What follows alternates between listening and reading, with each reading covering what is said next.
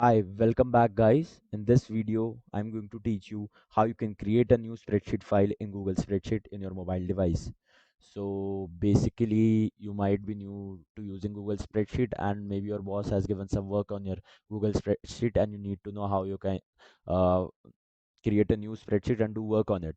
So I'm going to tell you about that in this video, and you can also check the video descriptions for further instructions. So let's jump right into the video. So what you need to do is you need to open up your Google Sheets app, which is right here. You need to click on it. So after that, what you need to do is you need to click on this plus icon, and now you need to click on just this the bottom icon which says new spreadsheet. Just click on it and see what you've got. You got a spreadsheet where you can work on it. So I'll just type anything here, random. I'll type random anything. Let's say I'll just give it a color, then basic color, and I'll say tick. So this is it. You can do anything whatever you want.